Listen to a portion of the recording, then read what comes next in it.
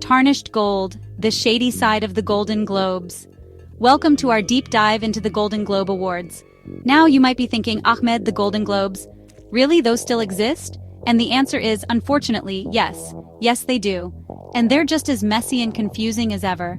Today we're uncovering 7 reasons why some people believe these awards are about as fair and impartial as a kangaroo court held in a banana republic. We're talking questionable nominations, accusations of bias, and enough scandals to make even the most jaded Hollywood insider blush. Buckle up, because we're about to expose the underbelly of an award show that's been desperately trying to polish its tarnished reputation. Get ready for a wild ride through the bizarre and often infuriating world of the Golden Globe Awards. You might want to grab some popcorn, because trust me, you're going to need it. The mystery of the HFPA, more secretive than the Illuminati. Let's start with the Hollywood Foreign Press Association, or HFPA. You'd think an organization with such sway over Hollywood would be up front. You'd be wrong. The HFPA is notoriously tight-lipped about its processes. It's like getting the Coca-Cola recipe from a guarded vault. This secrecy leads to head-scratching and accusations. Are they shady or just bad at communication? Honestly, it could be either. This lack of transparency has real consequences. Without clear guidelines, the awards face accusations of bias. It's like a game of charades with no rules. And in this game, the stakes are high. A Golden Globe nomination can boost box office sales and recognition. So when the process is secretive, people get suspicious. It's like finding out the lottery winner runs the lottery. At some point, you've got to ask, is this thing rigged? The 80-headed jury. Why so few? The HFPA is made up of around 80 international journalists. That's it. This tiny group decides what's considered the best in film and television for the entire world. That's fewer people than it takes to run a mid-sized Olive Garden. This limited voter base raises serious concerns about representation and fairness. The tastes of a select few hold disproportionate weight in determining which films and shows get recognized. This small voter base also makes the Golden Globes susceptible to lobbying and influence. With such a small group to win over, studios can focus their efforts strategically. The Golden Globes need a more diverse and representative voting body. It's time to expand the menu, folks. Pay to play? The Golden Globes' suspiciously cozy relationships. Let's be honest, Hollywood runs on connections, favors, and the occasional morally questionable agreement whispered over martinis. And the Golden Globes, well, they're no stranger to these shadowy dealings. The HFPA has been accused of favoring studios and actors who, shall we say, know how to grease the wheels. We're talking lavish parties, exclusive access, and the kind of gifts that would make even the most jaded social media influencer blush. And look, I'm not saying that every nomination is bought and paid for, but when you have a system where the people handing out the awards are wined and dined by the people hoping to receive them, it's hard not to be a little cynical. It's like finding out your kid's soccer coach also owns the only sporting goods store in town. Suddenly, little Timmy's spot on the starting lineup seems a little less about merit and a little more about who's buying the most shin guards. These perceived conflicts of interest erode the integrity of the awards and make it seem like the Golden Globes are more interested in maintaining cozy relationships than rewarding genuine talent. It's like that friend who always seems to win at Monopoly. You're happy for them, sure, but you also can't shake the feeling that maybe, just maybe, they're skimming a little off the top when no one's looking. Chapter 4. Head Scratchers and Snubs. The nominations that made us go, huh? Now let's talk about the nominations themselves, shall we? Because sometimes, the HFPA's choices are more baffling than a David Lynch film after a bottle of tequila. Over the years, there have been some nominations and wins that left critics and audiences alike scratching their heads and wondering if the HFPA had somehow confused their ballots with their grocery lists. We've seen critically acclaimed masterpieces snubbed, while mediocre movies starring particularly well-connected actors somehow managed to snag a nomination. It's like watching a dog win a spelling bee. Sure, it's adorable, but it also makes you question the entire system. These head-scratching choices fuel the perception that the Golden Globes are more about popularity and buzz than actual artistic merit. It's like they're trying to predict what people will be talking about on Twitter rather than recognizing the films and shows that deserve to be remembered. And look, I get it. Award shows are subjective. One person's cinematic masterpiece is another person's boring Sunday afternoon nap.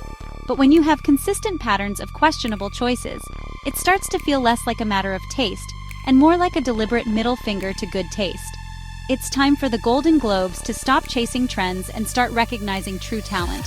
Otherwise, they risk becoming the award show equivalent of a participation trophy, and nobody wants that. Chapter 5. Diversity, the HFPA's biggest blind spot. Let's talk about diversity, or rather, the lack thereof. The HFPA has a long and troubled history with representation, and it's not a good look. For years, the organization was almost entirely white, like a snowdrift that somehow learned to speak multiple languages. And this lack of diversity was reflected in their nominations, which often overlooked films and shows featuring people of color, LGBTQ+ individuals, and other underrepresented groups. It's like they were trying to paint a picture of the world using only beige paint. It's accurate in the sense that beige exists, but it's also incredibly boring and completely ignores the vibrant spectrum of experiences that make up the human race. This lack of diversity isn't just a bad look. It's a disservice to the artists and audiences who deserve to see themselves represented on screen. It reinforces the idea that Hollywood is a closed club, and only certain stories are deemed worthy of recognition. The HFPA has made some efforts to diversify its membership in recent years, but there's still a long way to go. It's like trying to turn a cruise ship around. It's possible, but it's going to take time, effort, and a willingness to acknowledge that the old way of doing things just isn't cutting it anymore. Chapter 6. Comedy, Drama, the Golden Globes Genre Crisis. Now let's talk about categories, because even here the Golden Globes can't seem to get it right. They have this weird insistence on dividing everything into two categories: drama and musical comedy. On paper, it sounds simple enough. But in practice, it's about as straightforward as trying to sort a bag of Skittles by flavor while wearing oven mitts. This rigid categorization leads to all sorts of head-scratching decisions. Comedies with dramatic elements get shoved into the musical comedy category, while dramas with moments of levity get lumped in with the weepy biopics. It's a mess. This arbitrary division can hurt films and shows that don't fit neatly into these boxes. It's like trying to cram a square peg into a round hole. You might eventually get it in there, but it's going to be a struggle, and it's probably going to end up looking a bit mangled. The Golden Globes need to rethink their approach to categorization. Otherwise, they risk becoming irrelevant in a world where streaming services are constantly blurring the lines between genres. It's time to embrace the fluidity of storytelling, not try to force it into outdated boxes. Chapter 7. Scandals everywhere. The HFPA's reputation problem. And finally, we can't talk about the Golden Globes without addressing the elephant in the room, or rather, the herd of elephants doing the Macarena in the middle of the HFPA's ballroom. I'm talking, of course, about the scandals. Over the years, the HFPA has been rocked by accusations of unethical behavior, conflicts of interest, and financial mismanagement. It's enough to make even the most cynical Hollywood insider reach for their smelling salts.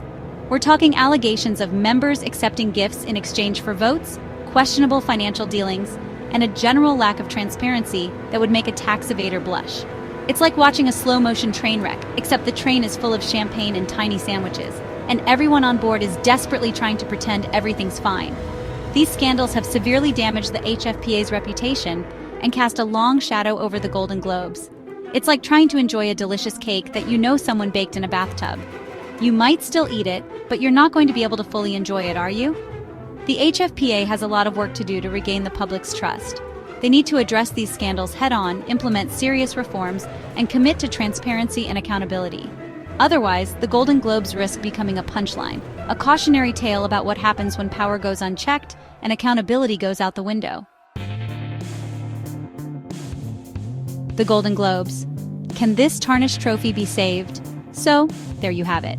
7 reasons why the Golden Globe Awards are about as trustworthy as a used car salesman with a heart of gold. They're messy, they're confusing, and they often seem determined to undermine their own credibility. But hey, maybe that's part of their charm. Like a dysfunctional family that you can't help but love, the Golden Globes are a mess, but they're our mess. And besides, where else are we going to get our annual dose of celebrity awkwardness and baffling award show choices? Thanks for watching. If you found this video informative, don't forget to like, share, and subscribe for more deep dives into the world of entertainment. And who knows, maybe next year, The Golden Globes will finally get their act together. But hey, let's be real. We're not holding our breath.